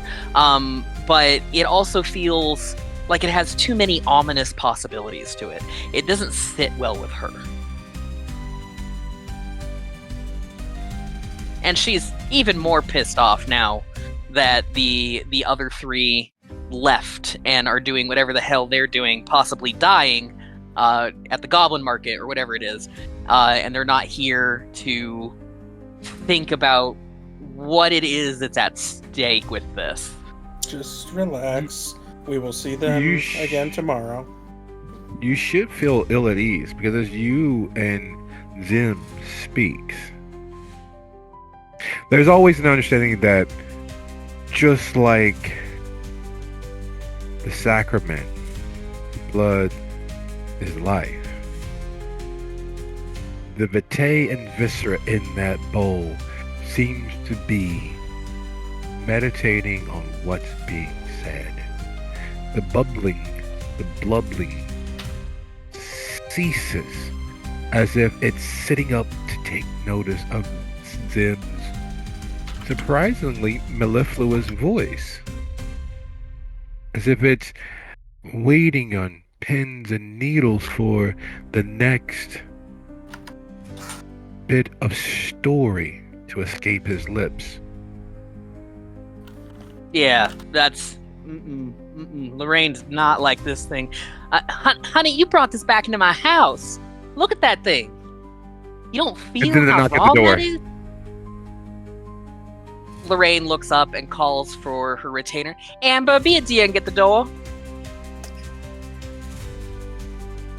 The door? Yeah. As that's going on, because Amber does as she's paid, as she's instructed, as every good help should, taking pride in their job and doing their job well. Escaping the Goblin Market and racing the night is not an easy thing, especially as you are literally driving 3 people on a 1-person motorcycle. Riding bitch is one thing, but riding double bitch on a bike through Hollywood night, the neon signs flashing by as if the night itself is winking at you, gunshots in your rear because Alex failed in escaping unscathed with his packet of goods. You all ran out of what remained of the market with Alex in tow. The cartel that he stole from, numerically the second largest present. And the only reason why they're the second largest present is because you, Fortune, and you, Devon, got Velma and her organization got free and clear of everything that was happening there. Tired and beat from doing what you were paid to do quickly and efficiently, the fact that you have roughly 12 highly experienced, angry persons with weapons designed to not wound, not to gently open up a quarter of an inch of flesh at a time, but designed to leave you splattered on the sidewalk, causes speed and alacrity to be your saving grace. I know I shouldn't ask. I know we should count on that Devin would be the one driving her own bike. And yet, we must find out who's taking control of your escape. I'm only driving, and I've got specialty in evasion, so that's what we do. All right, so that being the case, 2 things need to happen. Devin, you need to go ahead and roll your composure plus your drive plus your specialty as high as you can. It will be contested by the armed forces breathing down your neck, attempting to make sure that you stay dead, not just this half state of immortality that you exist in. Alex, if you're holding on to that packet, you need to roll your strength plus athletics -1.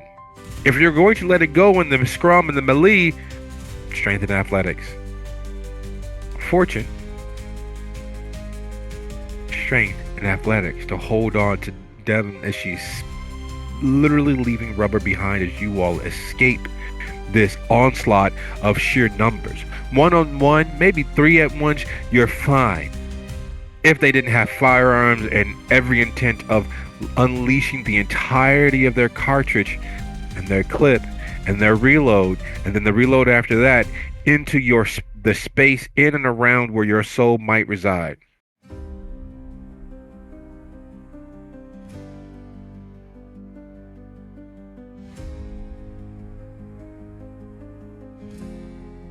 I can rouse, can't I? Yes, you could have. Blood surge. Yes, you could. Is that just /rouse or /blood surge?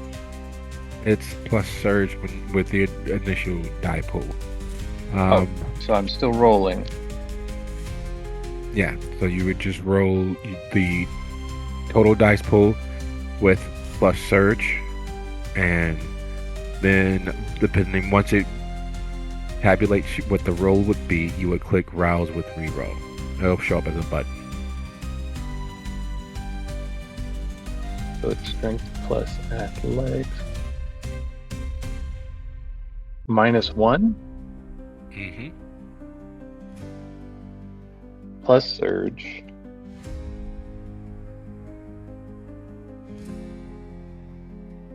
Hunger 1.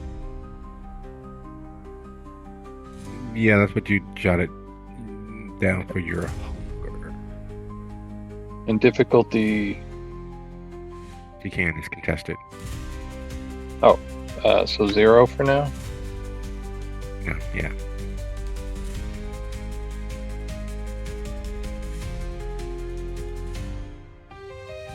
Make sure it's Alex.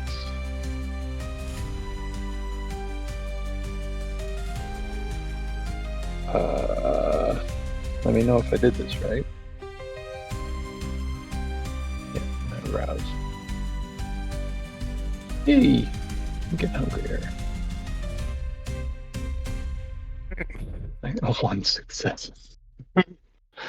I'm gonna re-roll that. Didn't help, but I'll mark that willpower. Okay. That's not good.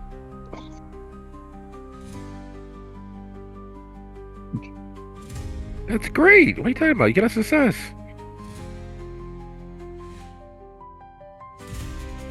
It's fantabulous. You are a success. Is a success. Is a success. You all are in a good position, and that position is bleeding and ruined, parts of you missing and left behind as the bike escapes. Your one success, your ability to hang on to the bag and to fortune as shells tear through you, as insults, hurled profanities, and the angriest of animosities assault you, allows you to hang on for dear life, even as a lesser person or a living person would be lying in the road. Your ability to hang on with tooth and nail, even as bits and pieces of your lung and rib go flying through fortune, is enough. As Devon literally bends the law and laws of both man, beast, and the forces of nature to escape the onslaught heading your direction, cutting through traffic, going the wrong way, hopping onto the sidewalk, off the sidewalk, through the dead-end alley, which is only not a dead end because she takes the bike through the restaurant, back out to the roadway, through the entirety of the building. People will be talking about this night for at least, a news cycle, maybe 2. but you escape. You make it back to Lorraine's. Bloodied. Wounded. And the police circling the block as you all get to Lorraine's building and up to her condo and knock on her door just in time for Ember to open it. As you can hear the elevator opening behind you. As you can hear the police who are circling the block, who are looking for the road racers and the motorcyclists and the criminals that cause such an uproar throughout the city. The door closes just as you all hear the mobiles on their shoulder. As they're moving door to door, attempting to follow what they believed were clear and unbridled threats to the public safety. Luckily, Lorraine's condo is in the section of the building where, they have friends with the mayor, the alderman, board boss. They probably know someone who's on the police force. That's the area of the building that Lorraine's condo inhabits. So they are treading with kid gloves. They're stepping lightly, looking for exigent circumstances so that they are covered in whatever it is that they attempt to do. Without those circumstances, without those clearly definable reasons, they won't be knocking on any doors. They won't be kicking open any doors. They won't be pressing the jackbooted authority of their position.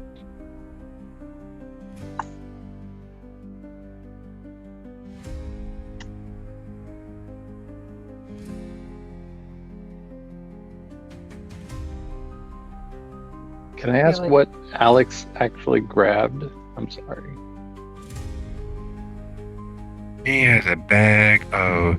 There were 65 pills inside. Now there's about 26.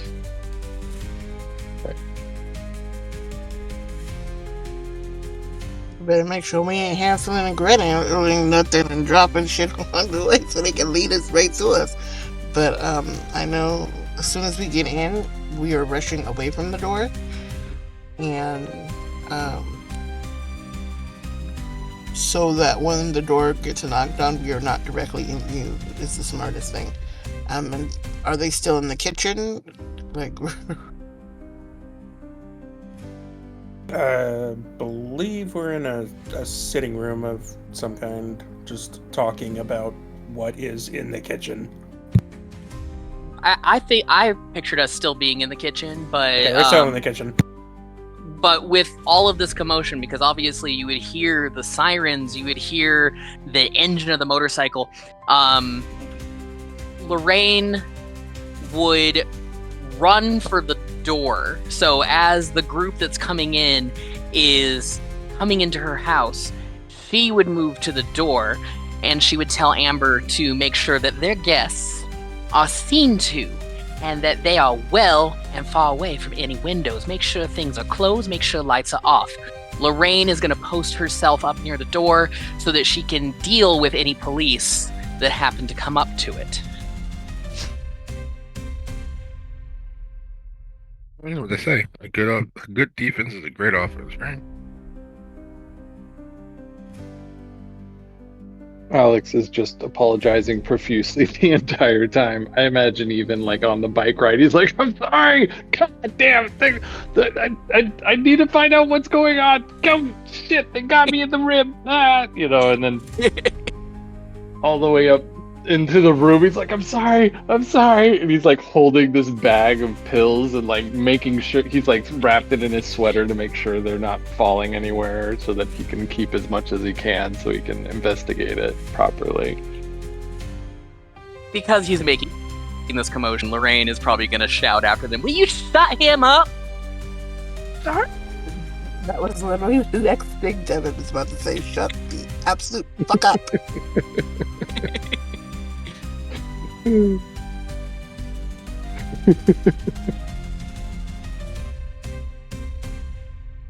shuts up and gets in a closet. Sorry. He's hiding in the closet, in the closet. Fortune, you've been in enough fights to know when bad is bad. For you, at least. Everybody else, it really doesn't usually matter because you're usually the one dealing out the pain. And it is often a pain standing face to face with you in any physical sort of altercation.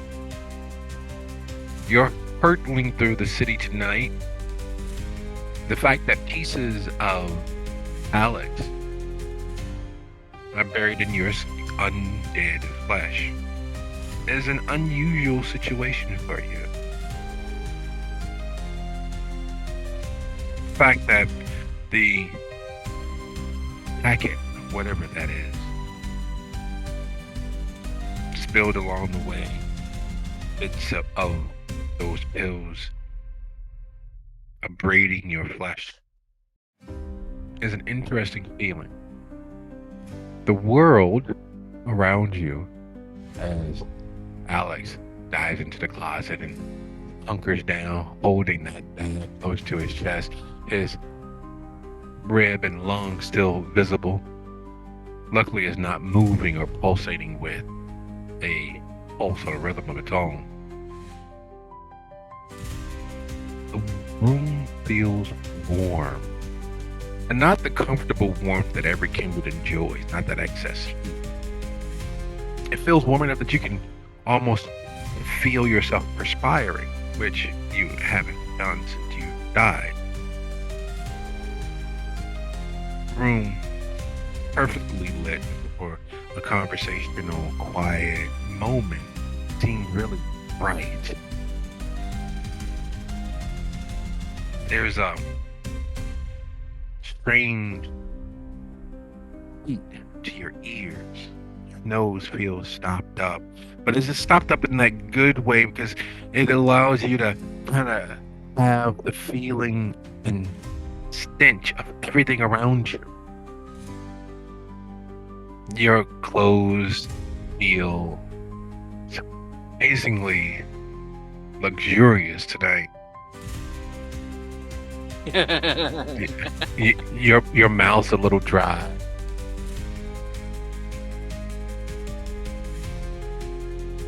And your fingers have a tingle like you are magic.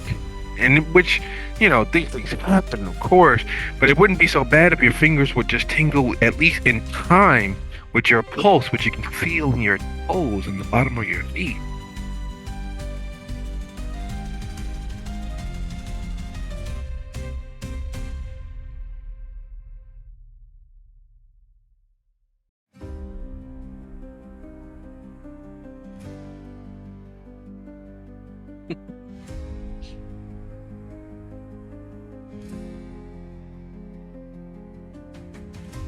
You know what would be good right now? And it's been a very long time since you've ever considered this. But what would be really good right now is a fresh squeezed flagon of OJ. Maybe some juice. Maybe you can mix that with a little dragon fruit. Imagine how great that would be. Wow. Mango and tahini.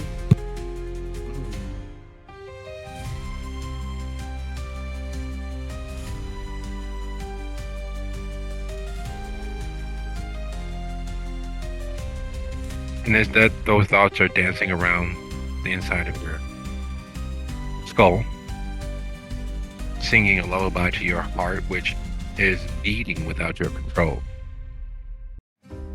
And it's a nice up-tempo beat, not the slow, forced march of you summoning your beast and tapping into that dark energy to give the semblance of life.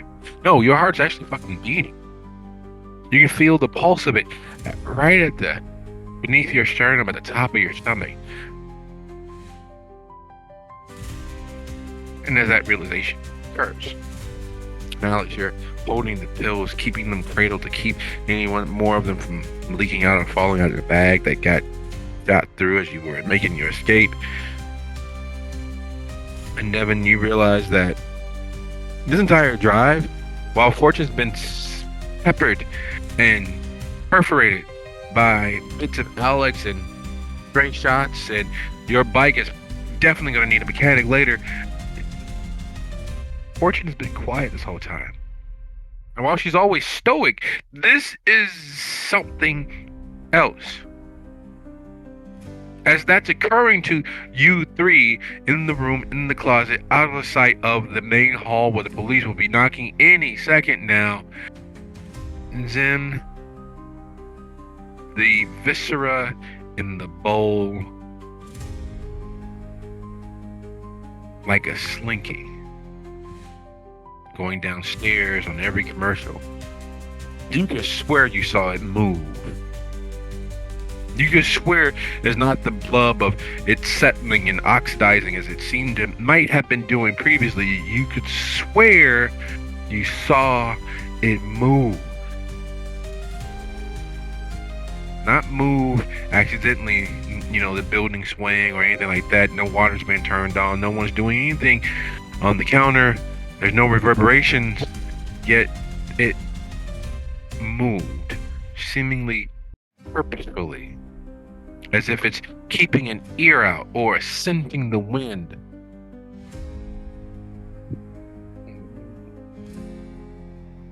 And then they knock at the door. And it's the police knock at the door, or whoever it is on the other side of the door knocks.